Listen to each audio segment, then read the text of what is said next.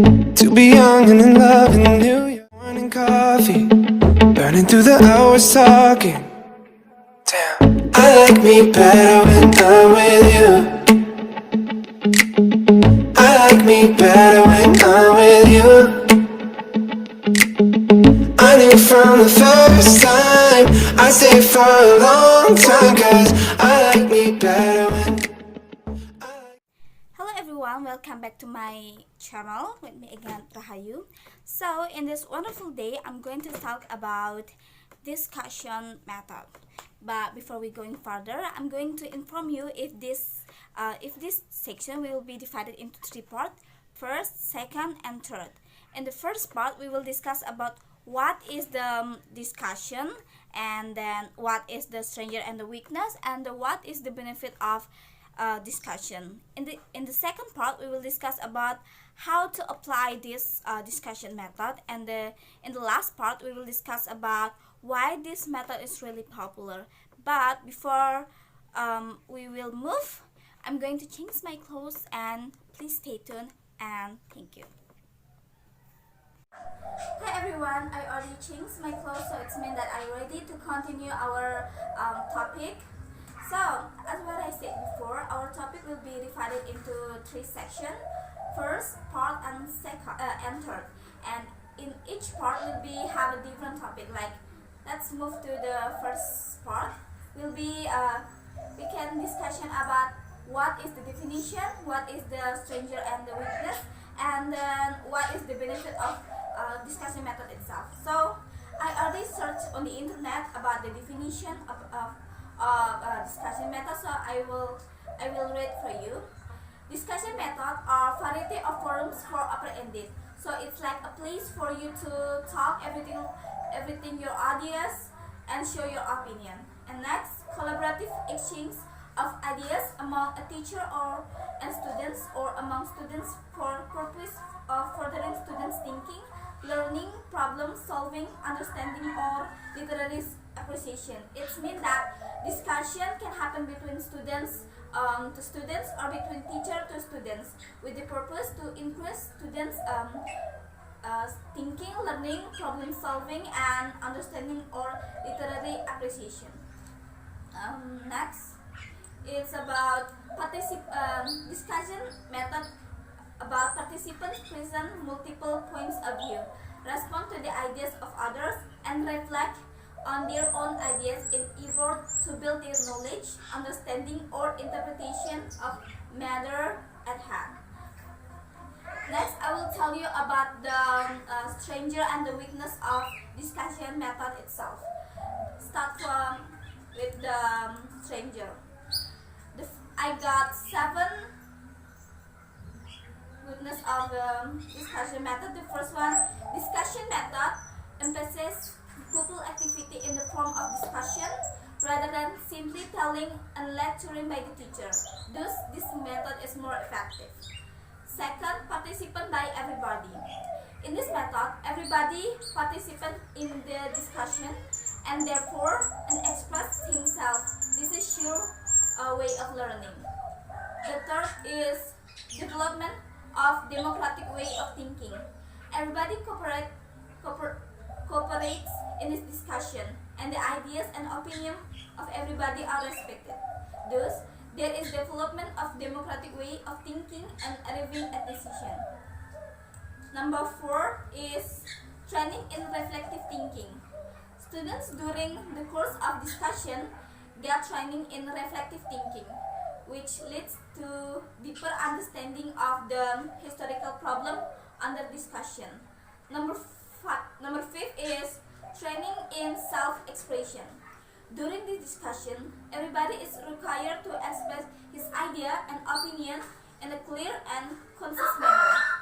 This provides ample opportunities to the students for training in self-expression. Number 6 is spirit of tolerance is inculcated. The students learn to discuss and differ with other members of the group. They learn to tolerate the view of others, even they are unpleasant and contradictory to each other. Thus, respect for the viewpoint of for other is developed.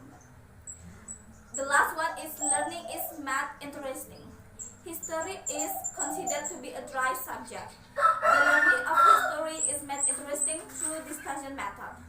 More effective learning is possible when the student discuss, criticize, and share ideas on a particular problem. Active participation by the students in the discussion makes learning full of interest for the students. This also can ensure better and effective learning. The weakness of the discussion itself. The first one is number one, all types of the topic cannot be taught by the discussion method. Number two, this method cannot be used to teaching small children. This method cannot be used for teaching small children because small children cannot think like adult, like they don't have a lot of ideas on their brain.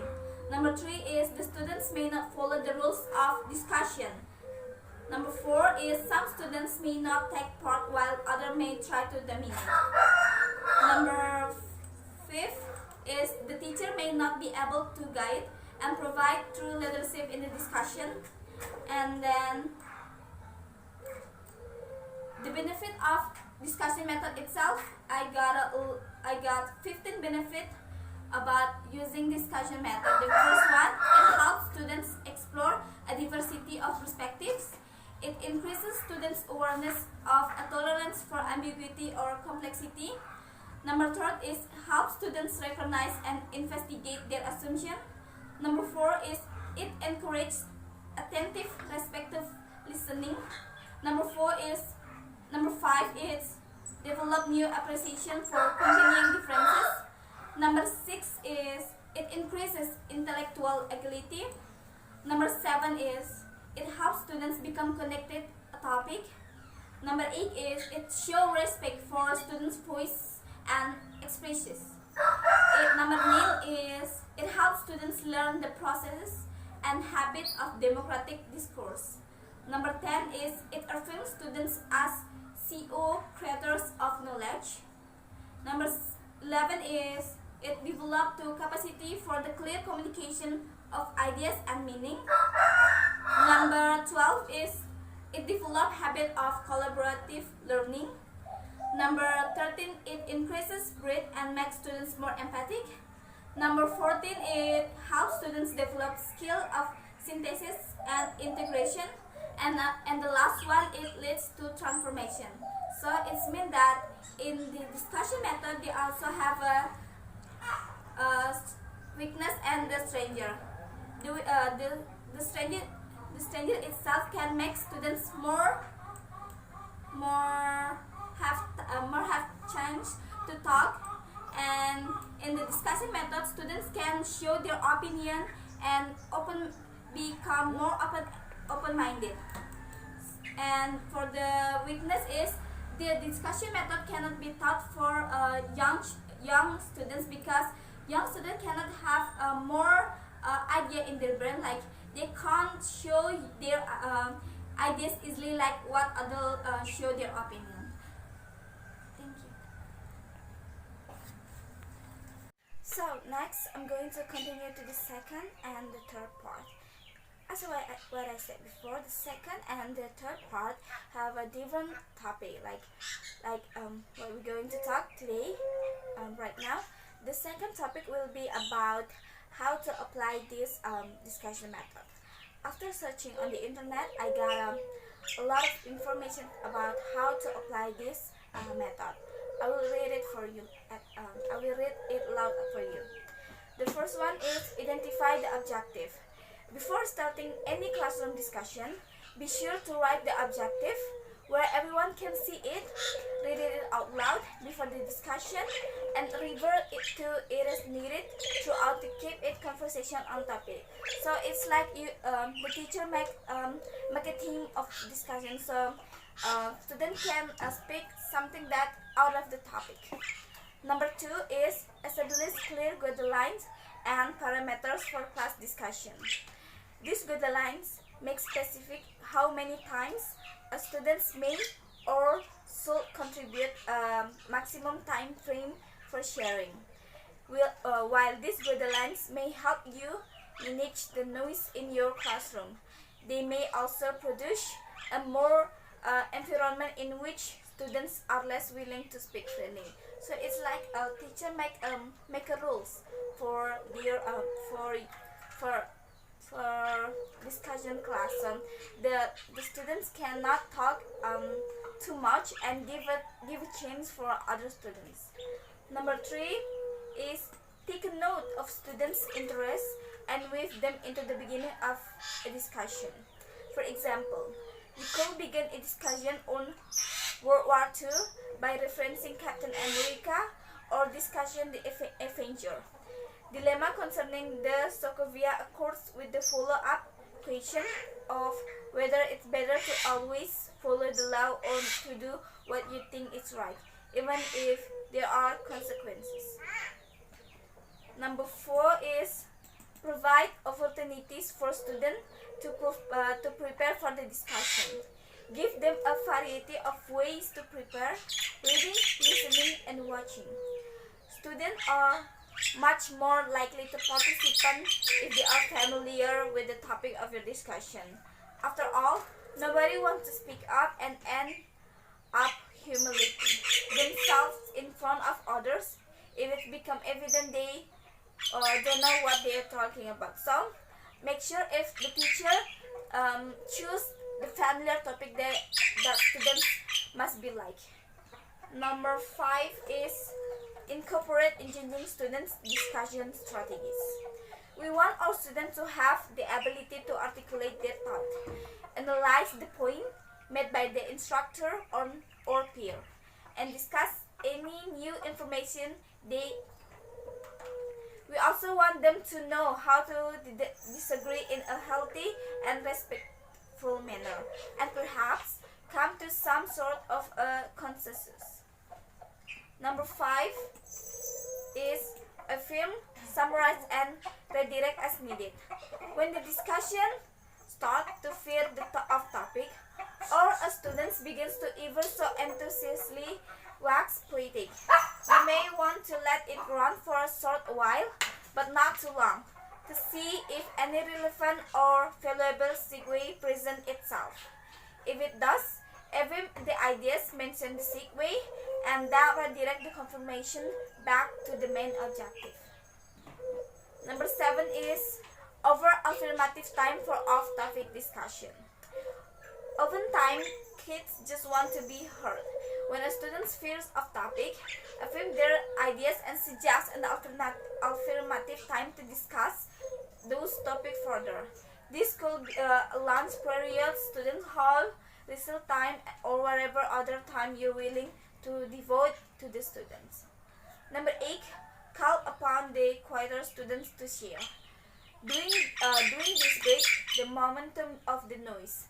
Often quieter students tend to think independently and have some kind of insight that will contribute value to discussion. So, when you think the class is quiet, silent, you can call some student to join the discussion. So it can make more the situation on the classroom more active. Number 8, call up. Number 9 is team pair share. This is popular learning strategy that is broken up into 3 parts.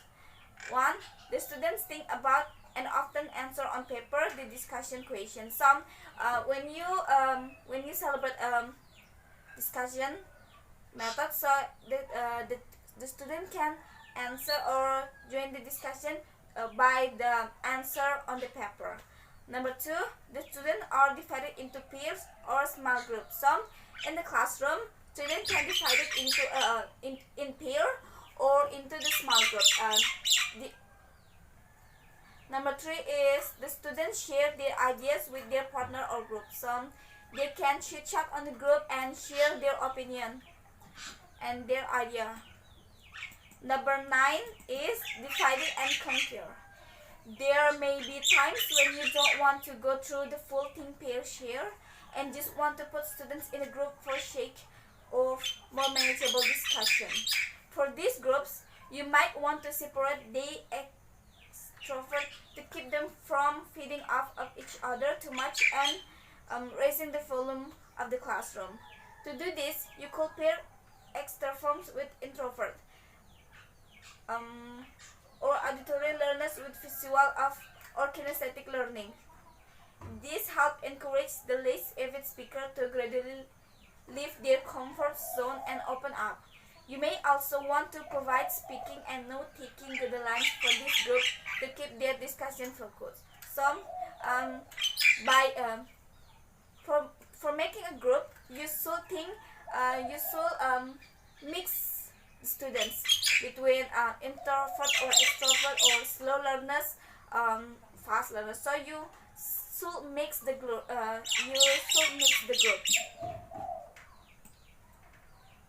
And then about why. The third part is about why discussion method is really important. So I got the information why it is really important, because it is important to learning in all discipline, because it helps student process information rather than simply receive it. So by discussion, student can active thinking, then he just heard the teacher teach them in the classroom. Leading a discussion requires skill different from lecturing. So it's leading a discussion requires skill different from lecturing. Leading a discussion requires skill different from lecturing. It means like you lead discussion leads students to more active in the classroom than only listening and watching teacher teach in the classroom. So the active to think and speak also, not only watching and listening. The goal of discussion is to get students to practice thinking about the course material. So the goal of the discussion is to make the students active in thinking about the course material. Your role becomes that of facilitator. So the teacher is the only for facilitator. You design and facilitate the discussion rather than convey information. So the teacher only give the facilitator and design, like give a team or give a role, but teacher not can join on the discussion, just only a student that can join on the discussion itself. If you want to hold a discussion, don't do all the talking yourself. Don't lecture to the group or talk to one student at a time. So if the teacher want to do the discussion, please don't talking too much, and don't be a teacher as usual. You don't need to talk one by one. Just listening and watching what your students are doing. So that's all about the discussion method. I already explained about what is definition, what is strength and the weakness, and then what is the benefit. So in the second part, I already explained about how the discussion methods is applied, and in the third part, I already explained about why this discussion method is really important. So I hope you all understand about my explanation. So see you on the next channel. Thank you.